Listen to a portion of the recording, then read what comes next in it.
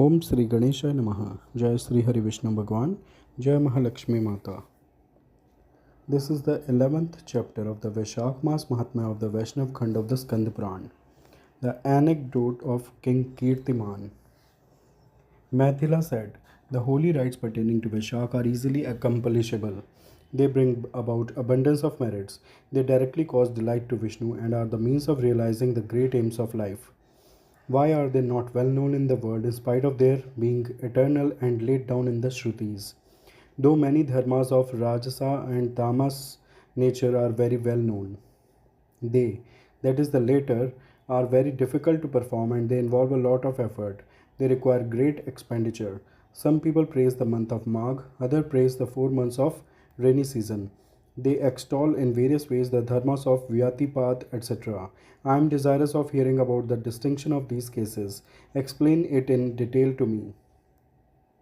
Shrutudev said, Listen, O king, I shall recount why these are not popular. I shall explain how the other rites are well known in the world. There are many people in the world of Rajas and Tamas types nature. They are lustful. They wish for worldly pleasures, sons, grandsons, riches, etc. Somewhere and somehow you may find with great difficulty some people who may endeavor for heaven. Hence they perform good holy rites such as yajna, etc. with great effort. No man seeks and strives for salvation, moksha. People with petty hopes and desires go in for desired benefits and engage themselves in great many holy rites. Therefore, the dharmas of Rajas and Tamas types have become popular and well known, and not these dharmas of Sattvic nature, though they are pleasing to Hari. These dharmas of Nishkam, desireless type are certainly the bestowers of worldly pleasures and heavenly benefits too. But the foolish people deluded by the Maya of the Lord do not know that. When one attains Lordship, one's desires are entirely realized. If one comes to temptations, one is deprived of the Lordship. I shall tell the reason for keeping this a secret in the world scrupulously in regard to the dharmas pertaining to Vaishakh. They are of Sattvic type and are intended for men of Sattvic type here. Formerly, there was an emperor in Kashi well known as Kirtiman. He was an ornament unto the family of Ikshvaku. He was an illustrious son of Nrag. He had conquered anger as well as the sense organs. He was a patron of Brahmanas. He was the most excellent one among all kings. Once he was engaged in hunting and he came to the hermitage of Vashisht. The month was Vaishakh, fierce on account of the oppressive heat of the sun. While proceeding ahead, he saw on the way the disciples of that noble-souled sage constantly engaged in various activities. In some places, they were setting up prapas, free water stalls, and shady pavilions. Some were engaged in repairing tanks by stopping the breaches in the embankments. In other places, they were engaged in fanning some persons comfortably seated at the foot of trees. Some were seen offering sugarcane stumps in some places, sweet scents in some other places, and fruits in still other places. At midday, they made the gifts of umbrellas and of panak, sweet drinks in the evening. In some places, they offered betel leaves and in some camphor ointments for the eyes. Some were seen spreading smooth sands in shady places in the forest and in the well-swept courtyards. O king, some were seen tying up swings suspended from branches of trees. When he asked them, Who are you?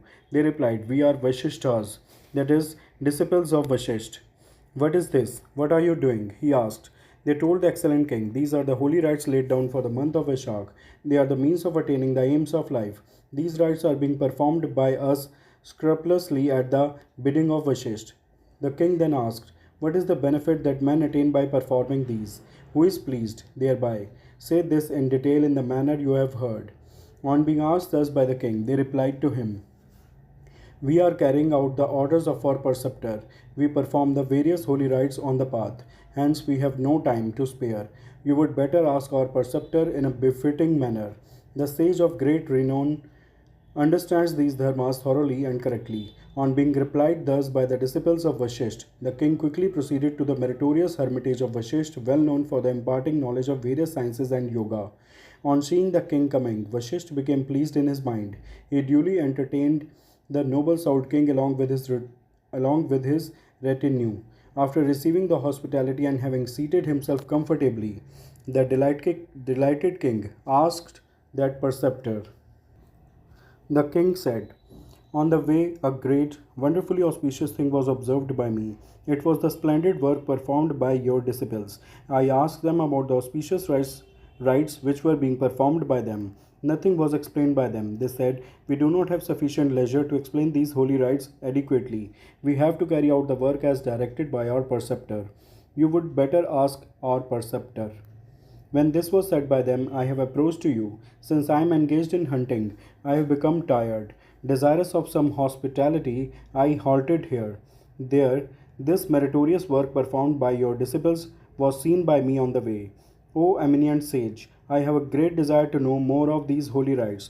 You are the first sage, and inasmuch as you perform all the holy rites from the beginning, O eminent sage, explain them in detail to me. I am desirous of hearing about them. I am your humble disciple, and I have faith in these rites."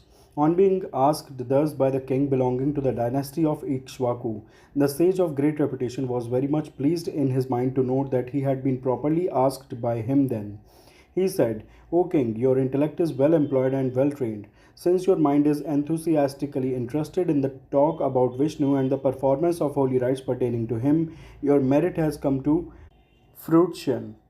After remarking thus with great delight, he spoke to the king thus: "Listen, O king, I shall speak what I have been asked by you now. By listening to that, one is liberated from all sins. Granting that a person abandons all other holy rites and is completely engrossed in sensual pleasures, if he is engaged in the holy bath during the month of Vaishakh, he becomes a favorite of Vishnu. Even if a person performs all other holy rites along with their ancillaries, but Vaishakh is not duly honored by means of holy bath, charitable gifts, worships, and other meritorious deeds, Hari is far away from him. If Vaishakh is passed without taking the holy bath and making charitable gifts, he becomes a Chandal through this omission. There is no doubt about this. If Hari is propitiated by means of the great holy rites laid down for the month of Vaishakh, he becomes satisfied and grants whatever is desired. The Lord of the universe, the consort of Lakshmi, is the destroyer of the entire mass of sins. He is pleased with the subtlest of holy rites and not with gross physical efforts or expenses in terms of money. If he is devotedly worshipped, Vishnu grants whatever is desired. Hence, O king, devotion to Vishnu should always be practiced, even if he is adored with water. Hari, the Lord of the universe, dispels all pain and strain. He becomes satisfied like a thirsty man with water. Even a great karma may yield only a small benefit. Even a small karma may yield a great benefit. The greatness or smallness of the karma is not the cause of the greatness or smallness of the benefit accrued, but the nature of the karma is the cause. The way of karma is inscrutable. These holy rites prescribed for the month of Vaishakh can be performed with very little effort. They are auspicious and pleasing to Vishnu. They prevent increase in expenses. Hence, O king, you too perform the holy rites laid down for the month of Vaishakh. Make all the people in your kingdom perform these auspicious rites. The base one who does not perform the holy rites laid down for Vaishakh should be rebuked in various ways, O king. If he does not perform even then, he should be punished by you. Thus, the sage clearly explained to him the necessity of performing these holy rites by expounding the scriptural texts. Afterwards, he described to him the nature, procedure, etc. of the Vaishakh holy rites completely. After hearing everything about all the rites, he devotedly revered the preceptor. The king thereafter returned to his abode and performed all the rites. O king, he was a great devotee of Keshav, the unsullied lord of Devas. The king did not see, that is, worship anyone other than Vishnu, Padmanabh, the lord of Devas. A great Bheri drum was placed on an elephant, and this was proclaimed throughout his kingdom through soldiers. If anyone over the age of 88 years and under 80 does not take early morning bath when the sun is in Aries, all those people will be liable to be punished by me. They may be executed or banished from the kingdom surely, even if it is my father or son or wife or an intimate friend. If he shuns the performance of the holy rites in Vaishakh, he should be bound over by me like a robber. After taking the holy bath in the splendid water, gifts should be made over to eminent Brahmanas. O sinless ones, perform other holy rites too, such as establishing prapas, etc., in accordance with your capacity. He appointed a Brahman expounder of holy rites in every village. He appointed a special officer for every 5 villages. That officer was entrusted with the duty of punishing those who had forsaken their dharmas. He had at his disposal 10 horses, that is, 10 soldiers from the cavalry. The tree of dharma and pious activity, thus planted everywhere at the bidding of the emperor, flourished in every land profusely. All those men who died in the realm of that king went to Hari's abode. O excellent king! O excellent king, even those who go to Hari's abode, temple, accidentally, go to Hari's abode, Vaikuntha, after death. Certainly, the world of Vishnu is attained by men quickly. One who takes a bath but once in the morning under some pretext when the sun is in Aries shall be rid of all sins and go to the great reign of Vishnu. By taking the holy bath in the Vaishakh, even once one does not go to the world of Yam. O king, at that time the son of the sun god, that is Yam, had nothing to record. Then Chitragupt got complete rest from his writing and accounting of karmas, etc. The previous records about the sins of people were erased quickly in a moment by the people who went to the world of Vishnu for their own good karmas. All the naraks, hells, became empty as they were devoid of sinful creatures. By the power of Vaishakh, the path to hell became devoid of all traffic. All people became free from impurities and of brilliant form and went to the region of Hari. All the abodes of the heaven dwellers became empty similarly. When the heaven became empty, when all the naraks too became void, Narad went to Dharmaraj and spoke thus: O king, no usual lamentation is heard in Narak. Nothing is being written about the evildoers. Chitragupt is observing a vow of silence like a sage. Tell me the reason, O king, why men of evil actions, great impostors and tricksters, do not come to your abode. When these words were spoken by the noble souled Narad, the king, the son of Vivaswan, that is Yam, said thus somewhat helplessly: O Narad, the king who is ruling the earth now is a great devotee of Rishikesh, the ancient excellent Purush. He enlightens the people in the holy rites of Vaishakh by means of Bheri sound. He who is over 8 years and under 80 and who does not perform holy rites of Vaishakh will be undoubtedly punished by me. Because they are so afraid, therefore all the people never transgress. By means of that karma, O Narad, they go to the abode of Vishnu. People will go to the abode of Hari by resorting to holy rites of Vaishakh. The path to my place has been destroyed by that king now, O excellent sage. All the naraks have been evacuated, so also the worlds of heaven dwellers. The accountant Chitragupt has taken rest. What has been already written has now been erased by people. The greatness of the holy rites of the month of Vaishakh is of such efficacy, O sage. O Brahman, people have been rid of the sins like that of slaughter of Brahmanas. By performing their duties in the month of Vaishakh, they go to the great reign of Vishnu. I have now become a mere log of wood, unable to punish or bless people. I shall fight with him and kill him, though he is very mighty in every respect. The servant who does not carry out the tasks of his master, who remains inactive but who yet receives his wages, certainly goes to Narak. If he is indestructible by a deva, I will go to Brahma, intimate to him everything, and afterwards will be free from worry. After saying this, he took leave of the Brahman. Kal lifted up his terrible staff, rode on his buffalo, and went to the earth along with his followers.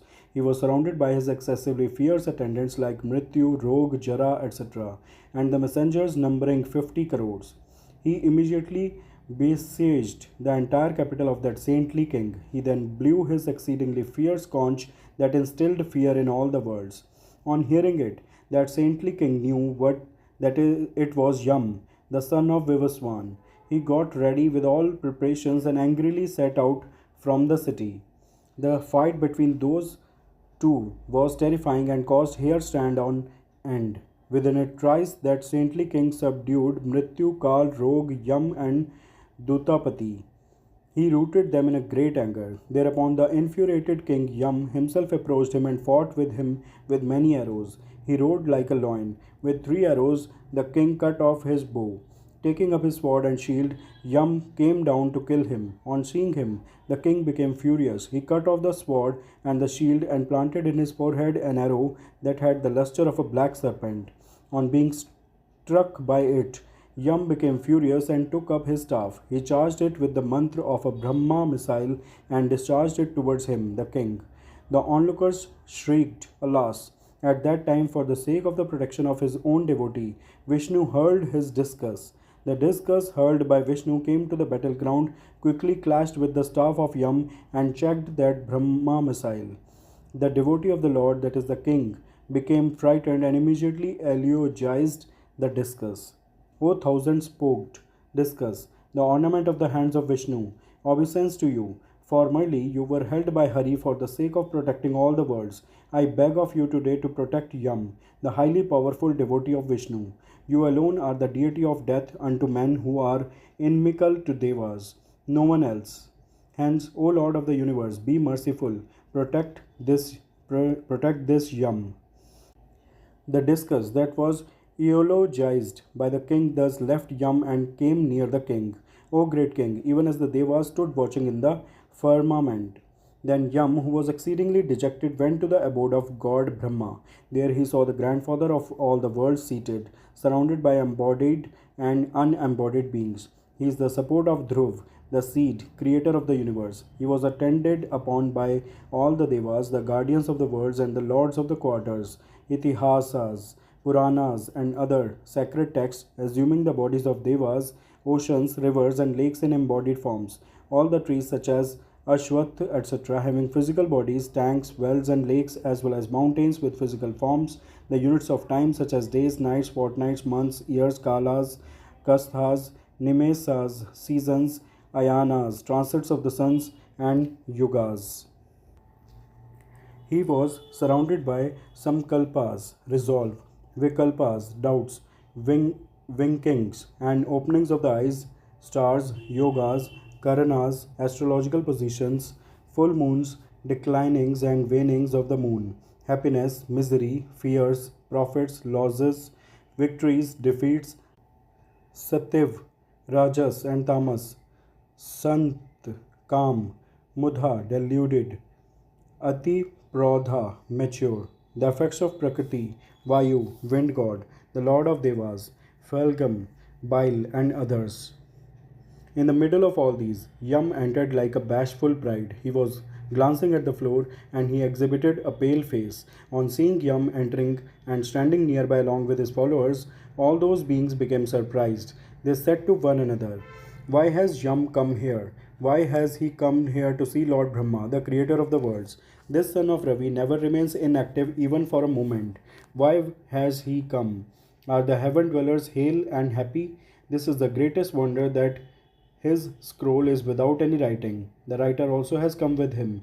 He is also exceedingly dejected. His scroll is never kept without any writing, clean, because he is afraid of dharma. What has never been seen or heard is present now. Even as those beings were commenting thus, Yam, the chastiser of living beings, the son of sun god, fell on the ground in front of Brahma like a tree uprooted. He cried, save me, save me. O Lord of Devas, I have been humiliated. My scroll has been rendered clean without writing. O lotus seated one, when you are the Lord, I have never seen hitherto any defeat or failure. After saying this, O excellent king, he became motionless. Thereupon a tumultuous sound arose in the assembly. Yam, the son of Vivaswan, who makes all mortals, mobile and immobile beings sad, is himself miserable now and he cries. Why does he cry? He who distresses people shall ere long meet with mishaps and calamities. A man who commits evil deeds does not gain auspiciousness. Then wind god prevented them from talking. Brahma took note of the opinion of all those beings present there, warding off the other people. Wind god lifted up Yam slowly with his brawny arms as stout as sal trees. The liberal minded wind god made him occupy his seat as he was utterly agitated and thoroughly helpless. Then wind god asked Yam as he sat on his seat, by whom have you been attacked? By whom have you been prevented from your office? O Lord, by whom was this scroll wiped off? Tell me everything. What for have you come? O dear one, he who is the Lord of all is your maker and my maker too. Whence is this misery in your heart? On being asked thus by wind god, Yam told him the truth and said these words. On seeing the face of the son of Kushketu His words were choked. He was greatly agitated. This was the 11th chapter of the Vaishakh Maas Mahatmya of the Vaishnav Khand of the Skand Purana. All those who are listening, please say with me, Jai Sri Hari Vishnu Bhagwan, Jai Mahalakshmi Mata. Friends, please like and share this video. Also do subscribe the channel. Thanks. Hare Krishna.